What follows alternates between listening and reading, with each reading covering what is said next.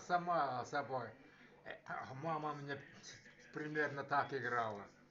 Потом я маму спрашиваю, когда она объяснила, что пальцы, когда у меня кривые, они по-разному, они не вместе, он по-разному, этот астраханская, она Волга, они с детства, вот это, да, они, их было дрова, вот они вытаскивали, вот они личину ланы, все это колумбазарские, с дети, ты когда они этот, болезнь, она уже не играла, она очень любила в балалайке играть, бабушка ломала, выбрасывала, вообще не разрешала бабушка играть.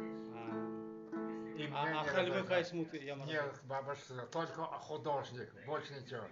Ничего не играл. Потому что их было 9 человек у бабушки. Они все были музыкальные, умерли раньше, в молодости все. Так, 20-25 лет, может, раньше. Ты когда вот последняя мама, там Гелинг, что Зурхаже сказал, надо русское имя дать. И так, и чтобы они не играли ничего на инструментах. Ты когда вот Катя назвали маму. Вот.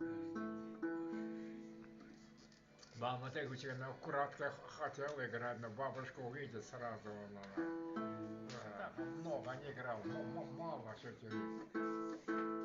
I slept.